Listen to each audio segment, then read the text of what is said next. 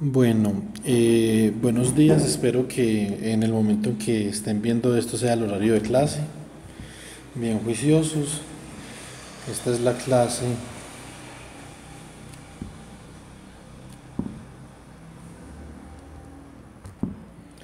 de electromagnetismo correspondiente al día sábado 6 de junio del 2020. Bueno, entonces básicamente, ¿qué era lo que nosotros habíamos considerado en la última clase? Nosotros habíamos hablado de que en un gas de electrones, por ejemplo, en esta caja, los electrones, o digamos en un gas de partículas con carga, las cargas se movían de manera errática, de forma tal que en un promedio realmente estas partículas no iban a ningún lado y había muchas colisiones entre estas partículas, y cuando habían colisiones entre estas partículas perdían su energía cinética. Listo, eso es lo que habíamos hablado la última clase. Es un movimiento muy errático en estas partículas en ausencia de campo eléctrico, y básicamente el movimiento de estas partículas era un movimiento térmico que se debía a una temperatura T. Entonces nosotros habíamos establecido que a través de la distribución de Maxwell-Boltzmann dada por F de B, que simplemente nos relaciona el número de partículas por unidad de volumen F de B con la velocidad que tienen esas partículas dentro de ese volumen, ¿cierto? Entonces, ¿cuántas partículas tienen una velocidad determinada de F de B? Y esta velocidad, o esta distribución de velocidad, básicamente tenía esta apariencia, y habíamos dicho que, que esta velocidad de acá era la velocidad más probable, y que otras partículas dentro del gas, digamos,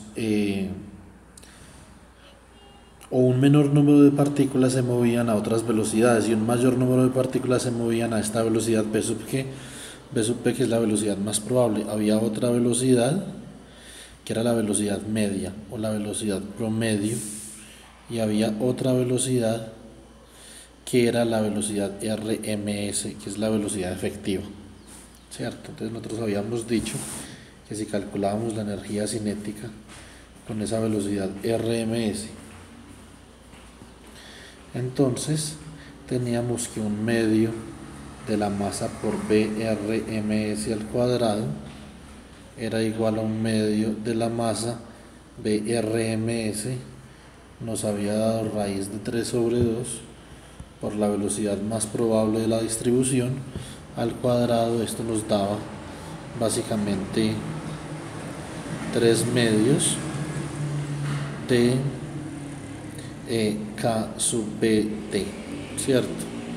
Entonces, de donde la velocidad más probable era simplemente la raíz de 2K sub BT sobre la masa de la partícula. Entonces, esto es lo que habíamos discutido ahora. Nosotros habíamos planteado, digamos que de una manera no muy sucinta y no muy específica, que si nosotros, por ejemplo, en ese gas de partículas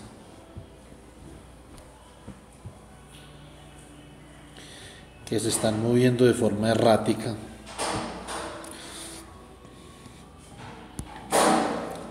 entonces básicamente tenemos estas mismas partículas que se mueven de forma errática, con una velocidad térmica. Eso es muy importante. La velocidad de la que acabamos de hablar es una velocidad debido a la energía cinética que adquieren estas partículas dada su temperatura, ¿cierto?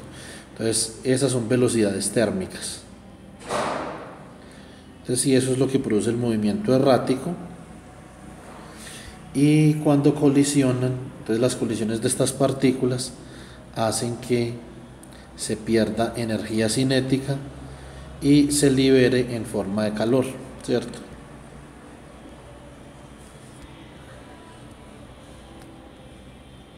Ahora, ¿qué pasa? Entonces en este caso estamos hablando de un conductor en equilibrio electrostático y tenemos que el campo eléctrico es igual a cero.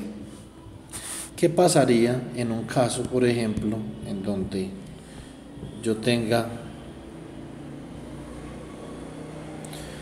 una caja, ¿cierto? Pero ahora, esto equivale a un conductor,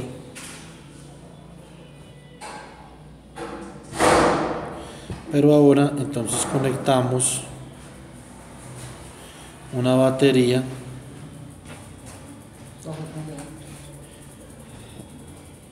en medio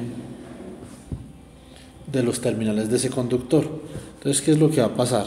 Que ahora adentro de ese conductor se va a generar un campo eléctrico.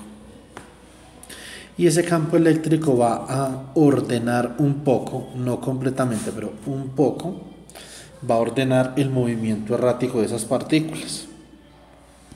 De forma tal que sigue siendo un poco errático, pero ya no es tan errático. Y estas partículas ahora ya en promedio tienen un desplazamiento. Entonces, digamos que una parte importante. El movimiento sigue siendo errático, siguen habiendo colisiones, pero ahora, comparado con el caso en el que no hay campo eléctrico, estas partículas se están acelerando en una dirección determinada, ¿cierto? Y tienen un movimiento promedio diferente de cero, cosa que no ocurría en el caso sin campo eléctrico. Entonces,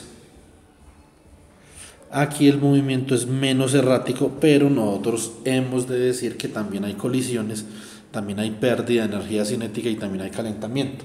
Porque de hecho, si al aplicar este campo eléctrico no hubiera pérdida de energía cinética, ni hubiera calentamiento, entonces estaríamos hablando de que todos los metales son superconductores. Y digamos que ese no es el caso, que es donde los electrones no exhiben colisiones. Entonces, ese no es el caso. De todas formas, el movimiento ya es mucho menos errático.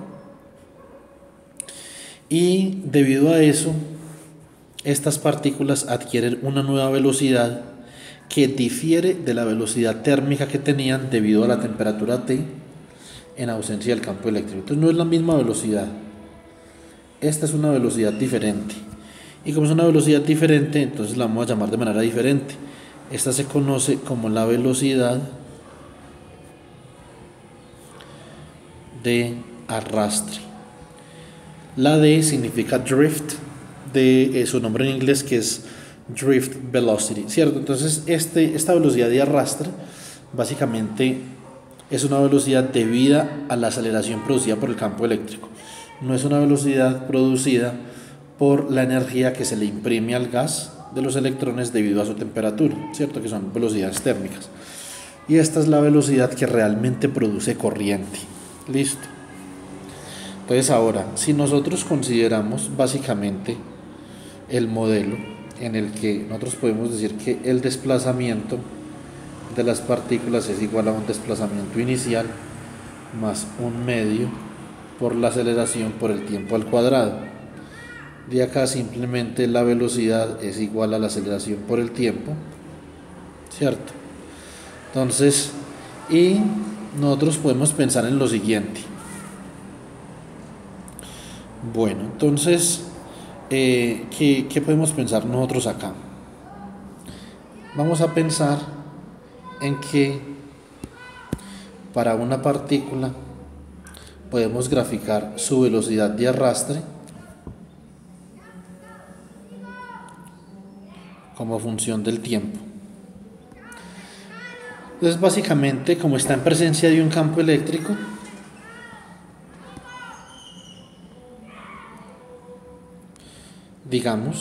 digámoslo así, que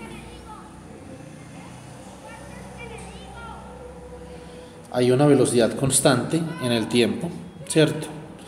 Y en este momento acá hay una colisión. Entonces esa partícula colisiona ya sea con otra partícula o colisiona con átomos del material, colisiona con una impureza, colisiona con alguna cosa y su energía cinética se disipa inmediatamente en forma de calor y pierde toda su velocidad, ¿cierto? El tiempo antes que colisione con esa partícula lo vamos a llamar tau sub 1. Listo. Resulta que como está en presencia de un campo eléctrico, la partícula vuelve a ganar velocidad, pero ahora se demora menos para colisionar y colisiona y vuelve a perder su velocidad y su energía cinética en un tiempo tau 2. Entonces ahora se demoró tau 2 segundos para colisionar. Como estamos hablando de que todavía está en presencia de un campo eléctrico, vuelve a ganar velocidad y ahora se demora mucho más para colisionar y perder su velocidad, y ese tiempo que se demora ahora entonces lo vamos a llamar tau sub 3. Entonces básicamente lo que nosotros tenemos acá es que hay una variable tau que es el tiempo. Llamemos esta variable tau sub i, tiempo de la iésima colisión. Listo.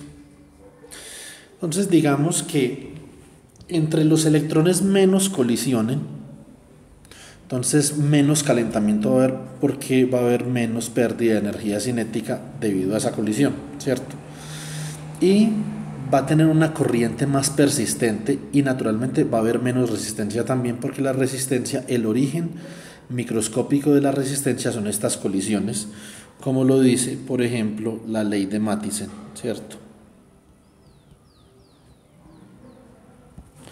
Entonces ahora, de esta forma, si nosotros queremos describir microscópicamente estos fenómenos eléctricos como resistencia y corriente y todo esto, entonces necesitamos algún tipo de modelo para el tiempo de colisión, y este tiempo de colisión es una característica propia del material. Entonces el níquel va a tener un tiempo de colisión diferente que el cobre, el hierro va a tener un tiempo de colisión diferente, o los electrones en el hierro van a colisionar en promedio en tiempos diferentes, como lo hacen que en otro metal, por ejemplo el gadolinio. Bueno, entonces van a haber diferentes situaciones ahí. Para nosotros formular un modelo, entonces lo que nosotros vamos a hacer es lo siguiente: vamos a decir que la velocidad promedio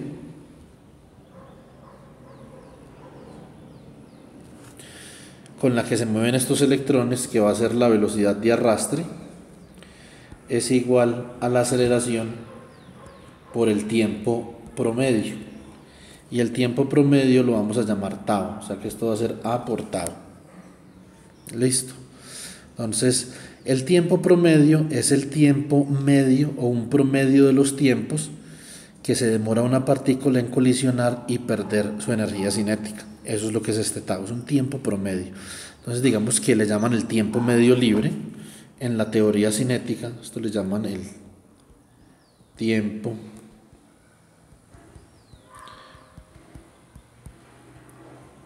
medio libre,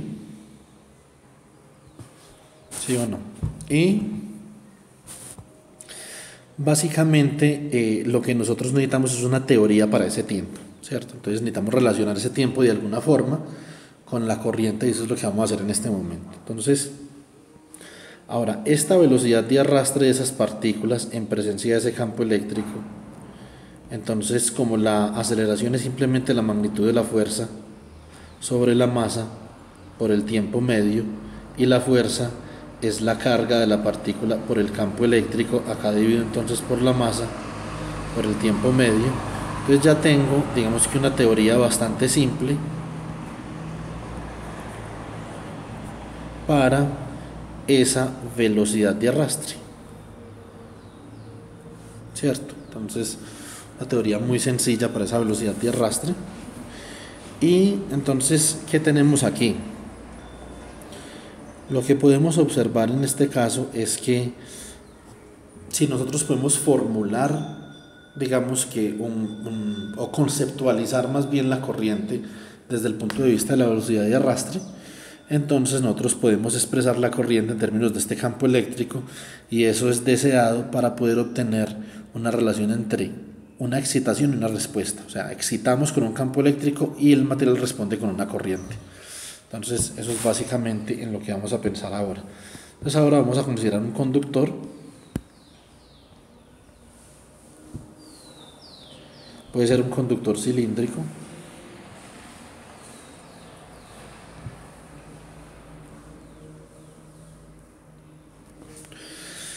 Y en este conductor, entonces tenemos las partículas que se están moviendo en presencia de un campo eléctrico.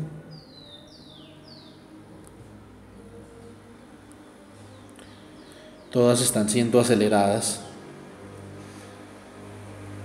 por ese campo eléctrico. Entonces, en promedio, todas estas partículas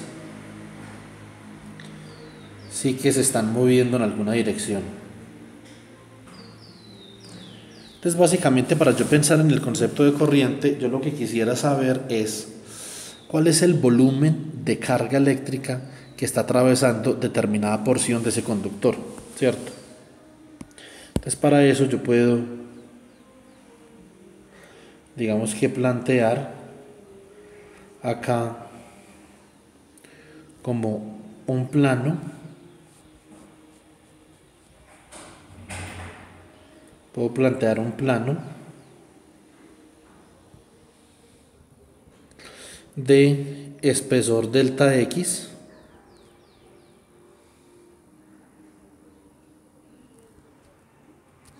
¿cierto? Entonces, y hacer la pregunta, ¿cuál es la cantidad de carga que está atravesando ese plano?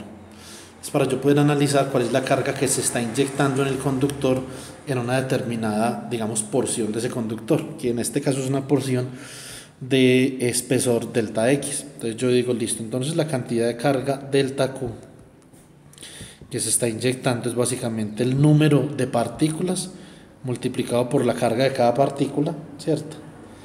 Entonces lo que yo quiero saber es cuánta cantidad de carga hay en ese volumen. Entonces simplemente lo multiplico por delta X por el área de la sección transversal de la intersección entre ese plano que tenemos ahí y el cilindro conductor. Entonces, por ejemplo, sería como un área de este estilo, ¿cierto?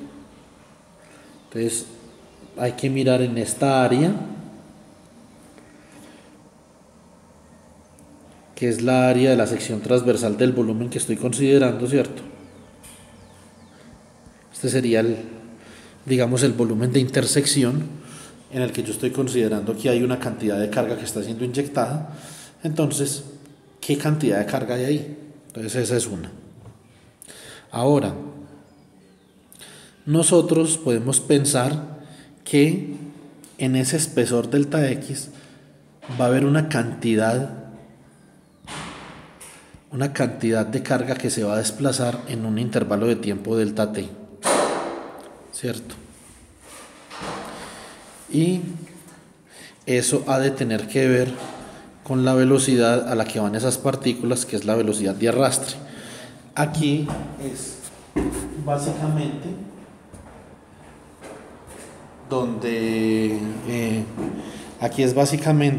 donde nosotros vamos a poder determinar la relación entre la velocidad de arrastre y ese diferencial de carga, o esa carga que se está inyectando en esa porción del conductor.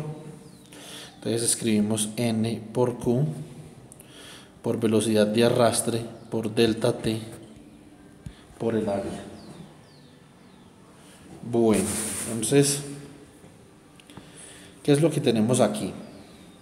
Podemos organizar esto de esta forma. Esto es número de cargas por Q por la velocidad de arrastre por el área por delta T.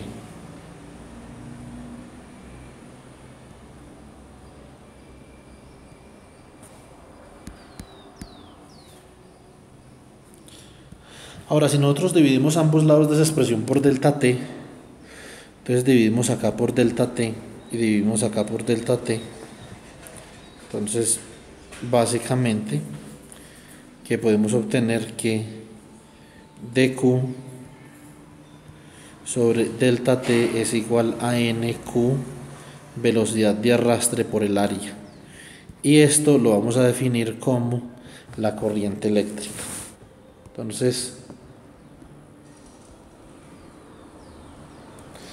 definición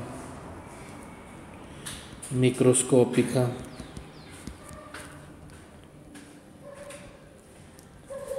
de la corriente eléctrica. Entonces, corriente es igual a derivada de la carga con respecto al tiempo. Ya cuando hacemos esos infinitesimales o esos diferenciales infinitesimalmente pequeños, y esto es igual a n por la carga por la velocidad de arrastre por el área. Entonces, ahora, en muchos casos, naturalmente, entre el área sea más grande, más corriente va a haber porque más partículas van a poder pasar. Digamos que eso es algo muy intuitivo, ¿cierto? Tiene un tubo por donde pasa agua. Entre el tubo más grande sea, pues más agua va a pasar por ese tubo. Pero en algunos casos es instructivo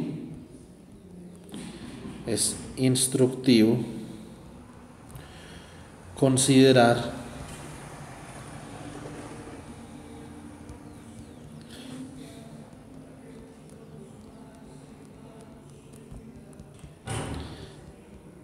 la densidad de corriente J. Entonces J es básicamente I corriente por unidad de área, es la densidad superficial de corriente. Esto básicamente que lo obtenemos dividiendo ambos lados de esta ecuación por el área,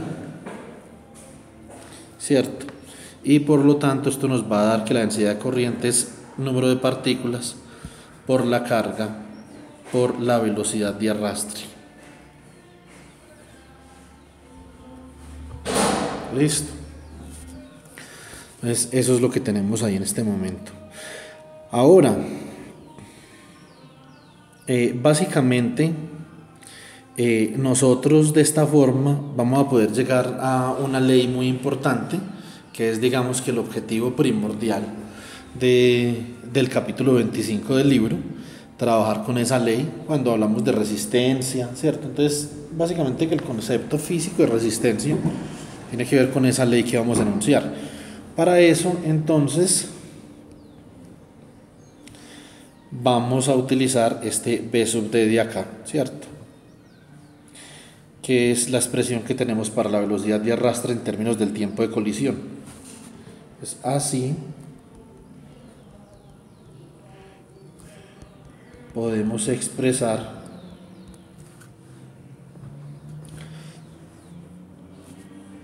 la densidad de corriente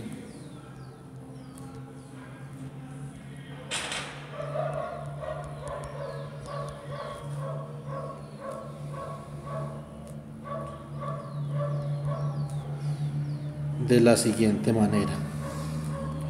Entonces, básicamente tenemos esto, tenemos J igual a N por Q por velocidad de arrastre.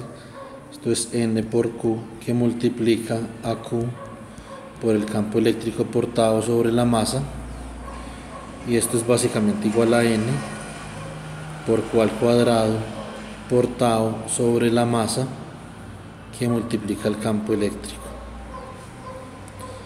y esto lo llamamos sigma, que es, en este caso, es la conductividad.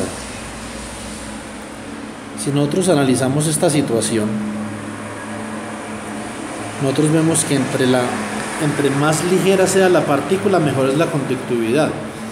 Naturalmente, digamos que se va a poder mover con más libertad. Pero lo más importante de esto es que esta conductividad depende del tiempo medio de colisión. Entre más tiempo se tarden las partículas en colisionar, en chocar, en perder su energía, entonces mejor conductividad va a presentar ese material, ¿cierto? Entonces, que eso, digamos, es algo bastante intuitivo, ¿cierto? Entonces, porque la partícula va a tener más libertad para desplazarse dentro del conductor.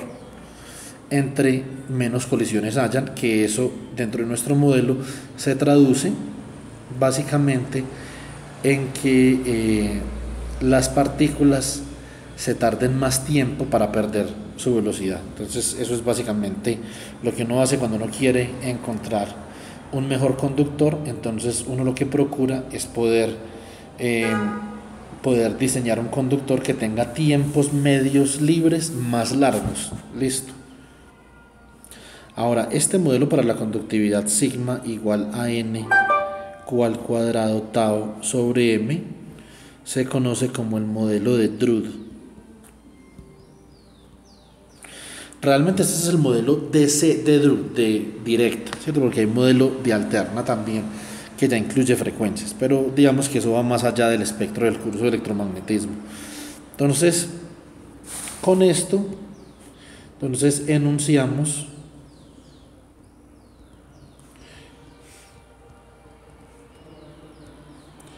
la ley de Ohm. Esta es la ley importante de las que le estaba hablando, de la siguiente manera. Entonces básicamente J, que es la densidad de corriente, es igual a sigma por el campo eléctrico. Esta es la ley de Ohm. Ahora, hay algunas variantes de la ley de Ohm que son las que, digamos, típicamente se conocen, que las vamos a obtener acá. Entonces, por ejemplo, si J simplemente es igual a una corriente por el área, dividido el área, nosotros, si queremos relacionar la corriente con el voltaje como lo hace la ley de Ohm, entonces básicamente que tenemos que encontrar una forma de expresar el campo eléctrico en términos de el voltaje. Bueno, básicamente la diferencia de potencial es igual a menos la integral entre XA y XB de E punto de L. Ahora, si el campo eléctrico es uniforme dentro del conductor, esa es la primera, digamos, suposición que tenemos que hacer. Entonces, por eso esto no es universal, esto tiene un buen número de suposiciones que hay que hacer acá.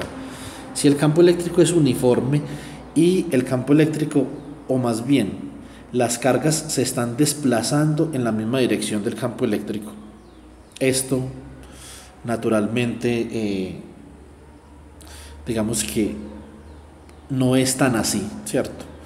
Porque las cargas conservan su movimiento errático, ¿cierto? Debido a que su temperatura no es exactamente cero, ¿cierto? Sino que tiene una temperatura y eso les da un movimiento errático. Pero nosotros vamos a asumir que las cargas se están desplazando en la dirección del campo eléctrico, ¿cierto? Por lo menos paralelo o antiparalelo con el campo. Entonces, de esta forma, como el campo eléctrico se considera como uniforme, entonces, ¿qué es lo que vamos a decir? Que esto es igual a menos E por la integral entre XA y XB de el diferencial de línea. Esto es igual a menos E por XB menos XA, y esto simplemente es igual al campo por la longitud del conductor. Bueno, entonces básicamente depende también del signo de la carga, bueno, eso depende de un mundo de cosas acá, ¿cierto? Entonces, pero Entonces nosotros lo podemos considerar de esta forma y simplemente decir entonces que la densidad de corriente, que es igual a la corriente por unidad de área, y esto es igual a la conductividad por el campo eléctrico, y esto es igual a sigma. Ahora, ¿quién es el campo eléctrico de acá? Naturalmente de acá el campo eléctrico va a ser delta phi sobre L, ¿cierto? Que delta phi no es otra cosa que el voltaje. Entonces esto es igual a voltaje sobre longitud. De acá entonces nosotros podemos decir que la corriente sobre el área es igual a la conductividad por el voltaje sobre la longitud. De acá podemos despejar el voltaje. Voltaje va a ser igual a la longitud, ¿cierto? Esto es longitud dividido sigma por el área, esto que multiplica a la corriente. De acá vamos a definimos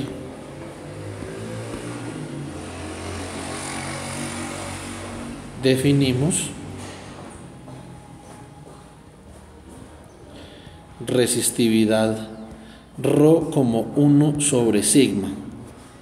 Es decir, cuando sigma es muy bueno, ρ es muy malo, ¿cierto? Entonces, que son conceptos recíprocos, la conductividad y la resistividad. Entonces, de acá nosotros podemos decir que V, el voltaje, es simplemente igual a ρ, la resistividad, por la longitud del conductor dividido el área transversal del conductor por la corriente, y este término de acá es lo que nosotros definimos como resistencia. O sea que esto es igual a la resistencia por la corriente, y esta es básicamente la ley de Ohm que nosotros conocemos. Yo quiero decir dos cosas al respecto de esto. Voy a decir dos cositas respecto de esta particularidad.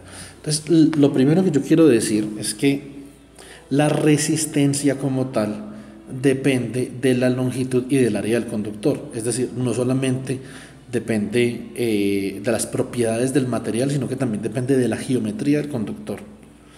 Ahora, sigma y ρ son propiedades inherentes del material, son propiedades que no dependen de las dimensiones del conductor, solamente dependen de las características estructurales del material.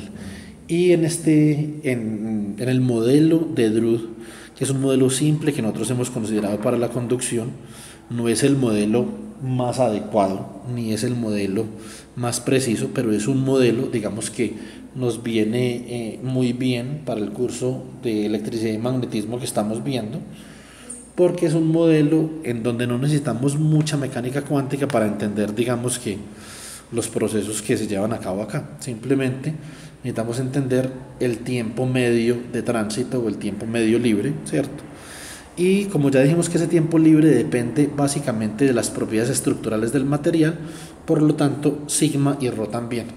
Entonces eso es una cosa importante y serán evaluados, digamos, que en este respecto. Entonces así, entonces forma más común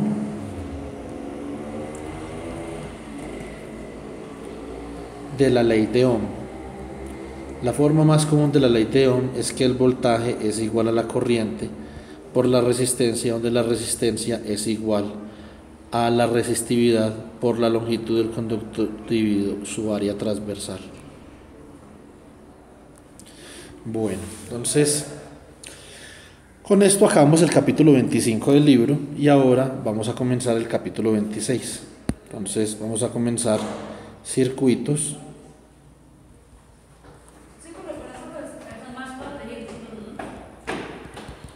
de corriente directa. Para nosotros analizar circuitos de corriente directa, básicamente necesitamos hacer uso de tres leyes. Una la acabamos de obtener, entonces ley de Ohm, que nos dice cuál es la relación que hay entre corriente y resistencia, corriente y voltaje en una resistencia. Después, cuando ustedes de pronto estén en oscilaciones y ondas o los que ven cursos de circuito, se van a dar cuenta que esto es algo mucho más general, que simplemente la relación entre el voltaje y corriente en una resistencia, ¿cierto? Y eso se puede derivar del modelo de Drude, pero el modelo de Drude dependiente de la frecuencia. Cuando nosotros tenemos un modelo de Drude dependiente de la frecuencia, ya podemos derivar también la ley de Ohm generalizada para el voltaje y la para el voltaje y la corriente en cualquier elemento de circuito, sea una resistencia o sea capacitancia o inductancia. Pero por el momento, por el alcance que tiene este curso, lo vamos a dejar del tamaño de B es igual a I por R, ¿cierto? Ahora, hay otras dos leyes importantes que nos van a permitir a nosotros analizar circuitos, ¿cierto? Entonces, la otra ley importante es la primera ley de Kirchhoff. ¿Qué dice la primera ley de Kirchhoff? La primera ley de Kirchhoff dice lo siguiente: en un nodo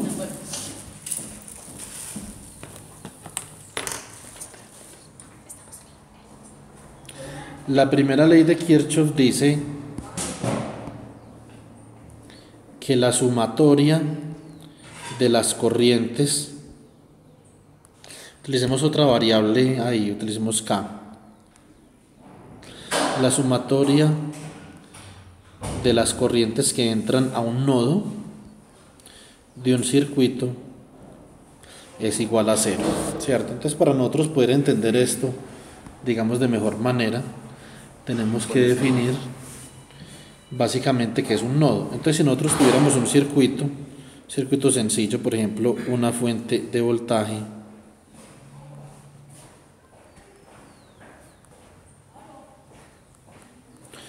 una resistencia R1, una capacitancia C1 y una inductancia L1, por ejemplo.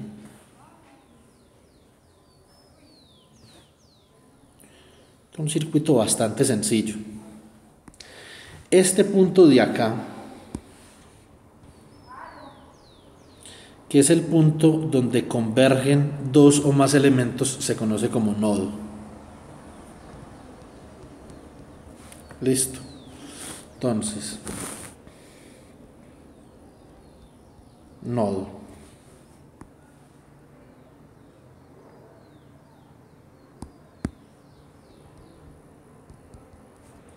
Punto eléctrico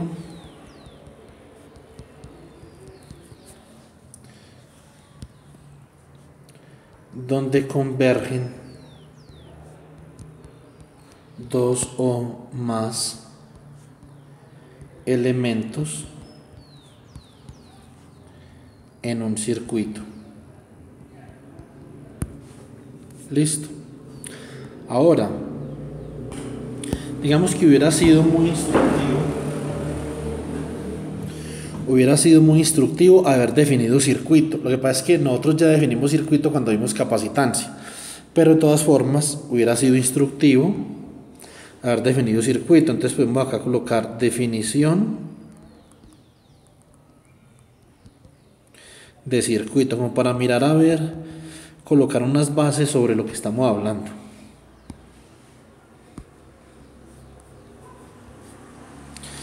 Básicamente, definición de circuito es una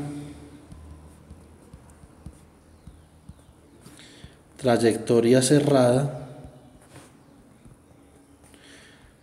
por donde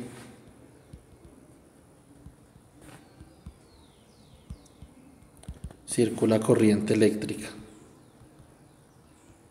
Entonces, por ejemplo, este circuito que acabamos de dibujar acá, básicamente tiene tres trayectorias cerradas por donde circula corriente eléctrica. Entonces, por ejemplo, esta trayectoria de acá, que da toda la vuelta, eso, digamos que es una trayectoria cerrada por donde circula corriente eléctrica. Entonces tenemos, por ejemplo, esta otra trayectoria cerrada también por donde circula corriente eléctrica. Y tenemos esta otra trayectoria cerrada por donde circula corriente eléctrica. Es decir, un circuito no necesariamente es una trayectoria cerrada por donde circula corriente eléctrica. Tiene que haber por lo menos una. Entonces nosotros podemos decir una, o podríamos decir es una o más trayectorias cerradas por donde circula corriente eléctrica. Ahora, una sola trayectoria cerrada por donde circula corriente eléctrica se llama malla. Ya vamos a ir allá cuando damos la segunda ley de Kirchhoff. Entonces, por el momento concentrémonos en la primera ley de Kirchhoff. Entonces, punto eléctrico donde convergen dos o más elementos en un circuito. Entonces, es este nodo que acabamos de dibujar ahí. Ahora, ¿qué sucede? Si, por ejemplo, por acá viene una corriente, que esta es una corriente I1, por acá viene otra corriente que voy a llamar I2, y por acá viene otra corriente que voy a llamar I3. Listo. Entonces básicamente lo que yo puedo establecer es que en ese punto no se acumula carga eléctrica. Listo. Como en ese punto no se acumula carga eléctrica, entonces si yo dibujo, por ejemplo, una superficie gaussiana sobre ese punto, es una superficie gaussiana, entonces la carga encerrada en esa superficie gaussiana ha de ser igual a 0. ¿Sí o no?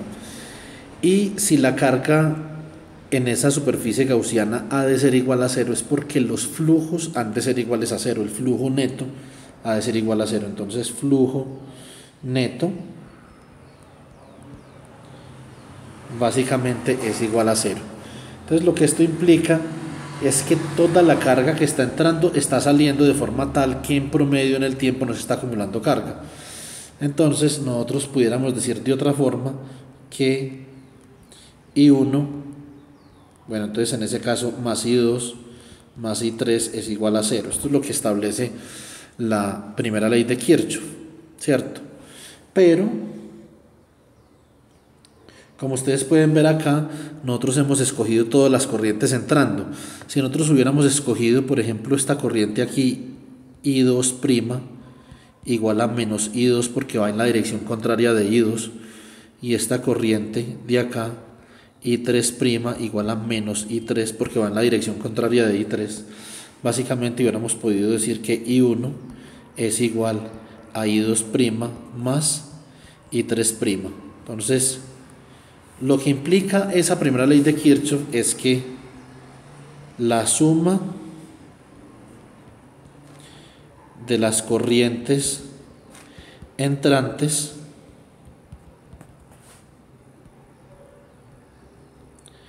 es igual a la suma de las corrientes salientes.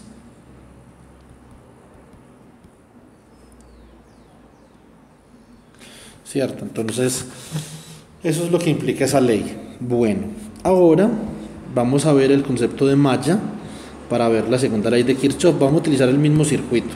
Entonces, voy a colocar acá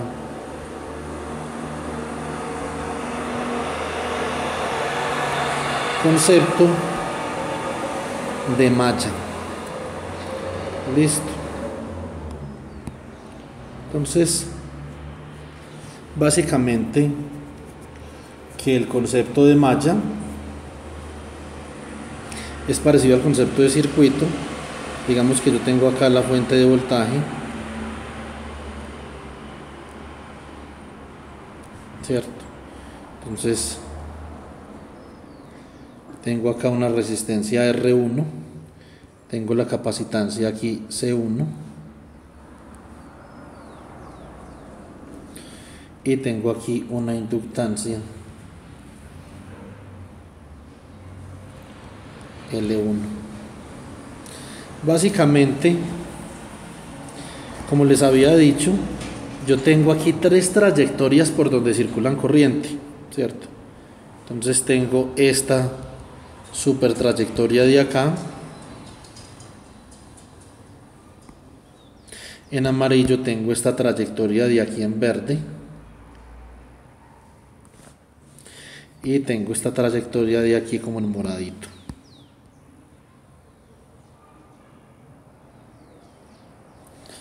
Las trayectorias en verde y en morado son dos trayectorias cerradas que conforman el circuito. Entonces, teorema. Un circuito está formado por una o más trayectorias cerradas por donde circula corriente, ¿cierto? Entonces, básicamente, podemos decir, cambiemos de color, a cada una de estas trayectorias cerradas se les denomina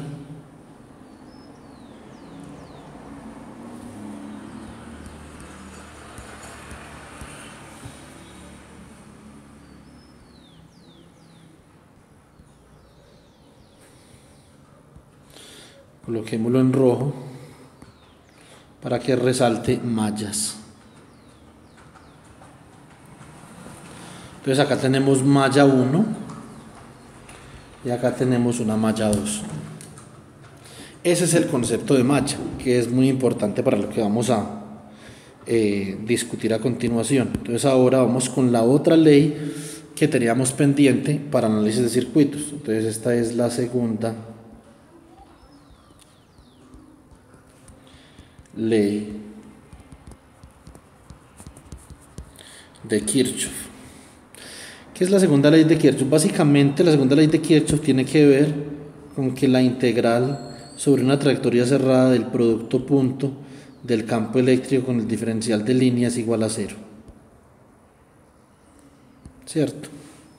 Entonces, esto lo que implica es que el trabajo realizado, es decir, la diferencia entre las energías potenciales que yo necesito imprimir para poder trasladar una partícula a través de una trayectoria cerrada, que ya hemos dicho que la llamamos malla, entonces es igual a 0, ¿cierto? Entonces digamos que no hay trabajo neto realizado ahí. Entonces, ahora consideremos una fuente de voltaje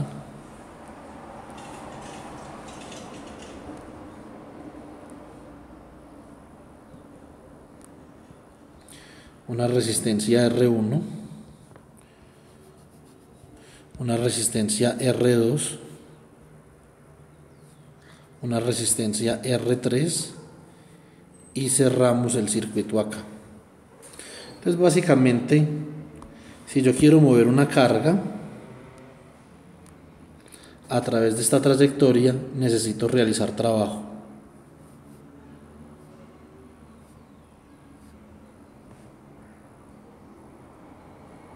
Ahora, pero si la partícula vuelve exactamente al mismo punto, entonces básicamente el trabajo neto realizado en esa trayectoria es igual a 0, ¿cierto? Entonces, ¿qué es lo que nosotros debemos de tener en cuenta para la segunda ley de Kirchhoff? Como consecuencia de esta integral de línea, la segunda ley de Kirchhoff enuncia que la sumatoria de todos los voltajes que tienen que ver con la energía potencial alrededor de una trayectoria cerrada es igual a 0, ¿cierto? Eso es básicamente lo que enuncia la segunda ley de Kirchhoff. Entonces acá tenemos este elemento de acá, es una fuente de voltaje, y en las fuentes, entonces, fuente de voltaje la vamos a llamar elemento activo. Listo. Entonces una fuente de voltaje es un elemento activo. Básicamente, en los elementos activos la corriente ha de entrar por el menos y salir por el más. Listo, eso es por convención. Vamos a adoptar esa convención, listo. Ahora, resistencias.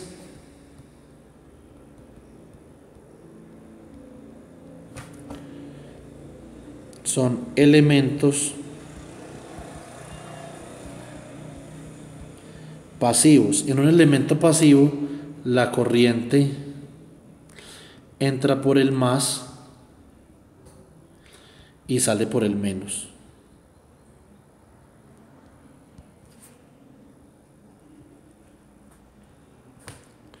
Listo.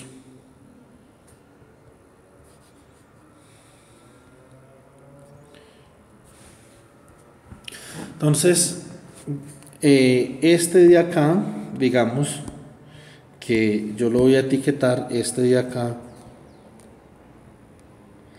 como menos más B. Este de acá lo voy a etiquetar como más menos B1. Este de acá como más menos B2.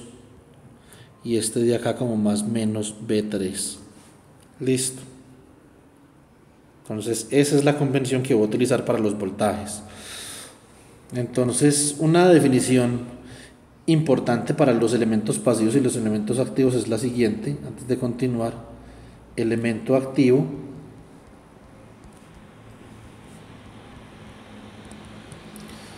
suministra potencia, ¿cierto? Y dentro de los elementos activos naturalmente encontramos fuentes de voltaje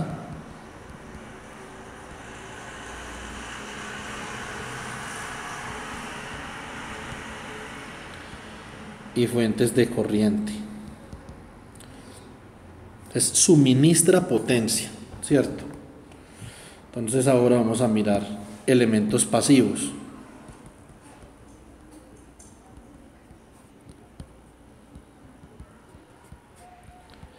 Elementos pasivos, entonces disipan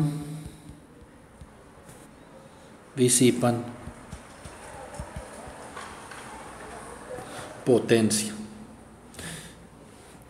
Y también los elementos pasivos también pueden almacenar energía.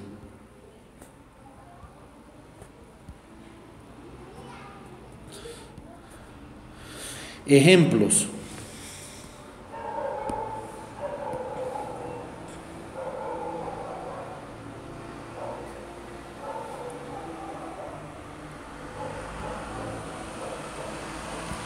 Resistencias, capacitancias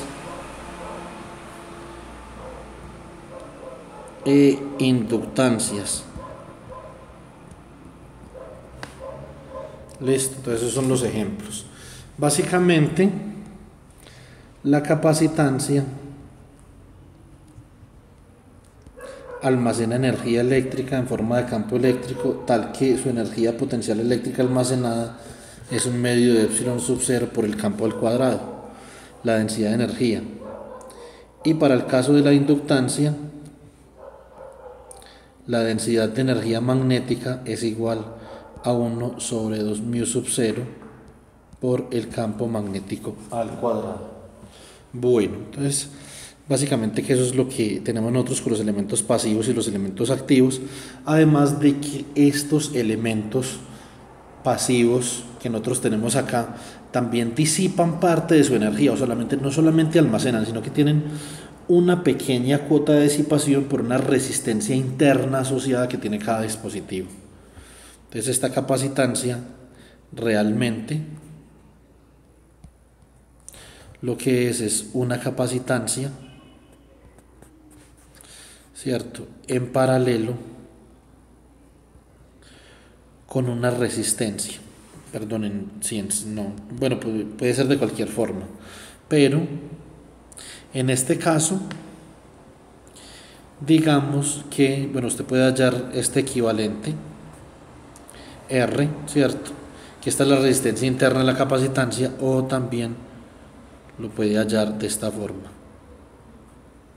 Esta sería R', ¿cierto? Depende del modelo pues que usted adopte. Lo mismo con la inductancia.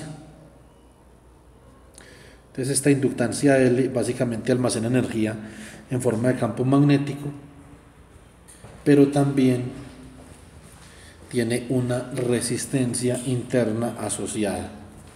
Listo.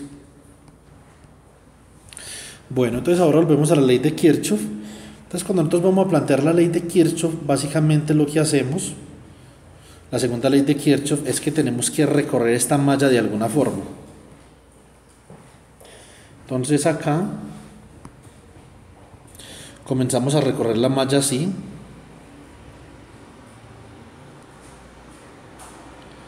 Y le damos una vuelta hasta llegar al punto donde comenzamos. Y cada que nosotros recorramos la malla, entonces vamos a mirar a ver cuáles son los voltajes que hay con el signo.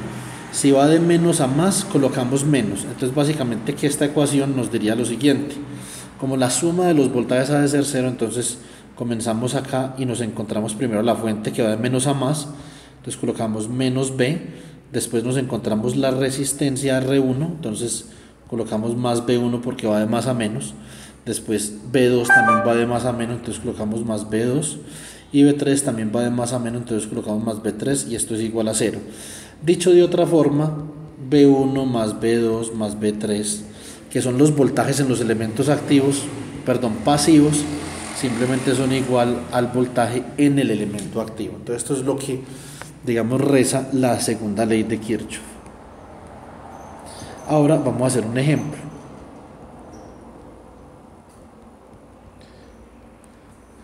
Aplicación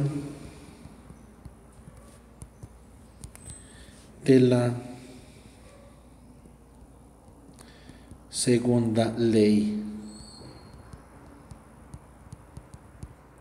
de Kirchhoff. Entonces básicamente lo que tenemos aquí es que tenemos una fuente de voltaje de más o menos, digamos, 20 voltios. Tenemos una resistencia R1 acá, igual a 5 ohms. Una resistencia R2 igual a 5 ohms. Y este es el circuito más sencillo posible que nosotros pudiéramos plantear, ¿cierto? Entonces, y como nosotros vemos, aquí no hay nada que divida la corriente, es decir, la corriente sigue una misma trayectoria. Por lo tanto, como vimos en el tema de capacitancia, podemos afirmar que R1 y R2 están en serie, porque la corriente que entra a R1 y sale de R1 es la misma que entra a R2 y sale de R2, y es la misma corriente de la fuente. Entonces vamos a plantear la ley de Kirchhoff acá. Vamos a decir que esa corriente es I. Entonces que acá hay un voltaje más o menos B1 y que acá hay un voltaje más o menos B2. Aplicando la ley de Ohm,